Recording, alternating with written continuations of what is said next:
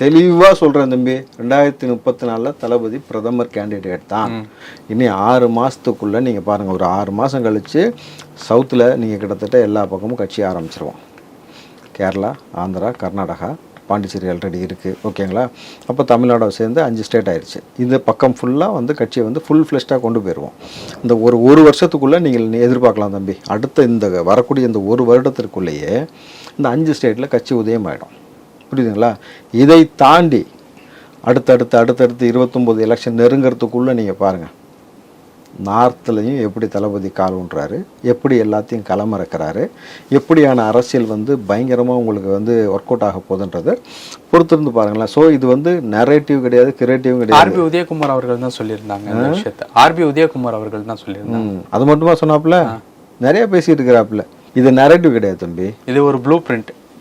திட்டவட்டமாக அடுத்த கட்ட நகர்வு.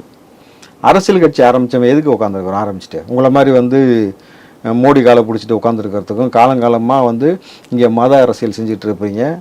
எப்படி சாதி அரசியல் தமிழ்நாட்டில் வந்து கலைஞர் தான் சாதியை வைத்து அரசியல் பண்ணார், சாதியை வைத்து பிளவுவாதம் பண்ணார், சாதியை வைத்து கலவரத்தை உண்டாக்கினார்னு அந்த கட்சியில் இருக்கக்கூடிய சபாநாயகராக இருந்த அப்பாவே சொல்லியிருக்கிறாரு. புரியுதுங்களா? இந்த மாதிரி தமிழ்நாட்டுக்குள்ளே இப்படி ஒரு கேவலமான ஒரு அரசியல் நீங்கள் செஞ்சுக்கிட்டு இருப்பீங்க. இந்தியாவில் நீங்கள் அந்த பக்கம் பார்த்தீங்கன்னாக்கா உங்களுக்கு தெரியும், உணவு கலாச்சாரம், உடை கலாச்சாரம், மத வழிபாட்டில் பிஜேபி எந்த அளவுக்கு வந்து மோசமாக நடந்துக்கிட்டுச்சு.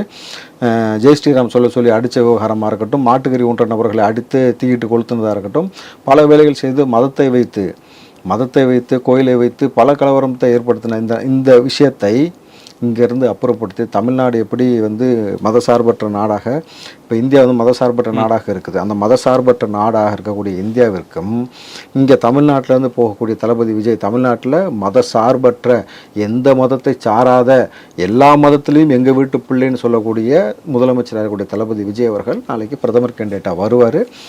எப்படி ஜோசப் விஜய் என்னும் நான் அப்படின்னு சொல்லி தமிழ்நாட்டில் முதலமைச்சராக பதவியேற்றாரோ அதே போல் நீங்கள் வந்து பிரதமராகவும் அவர் பதவியேற்பார். அந்த சீனமும் நம்ம பார்க்க தான் போகிறோம்.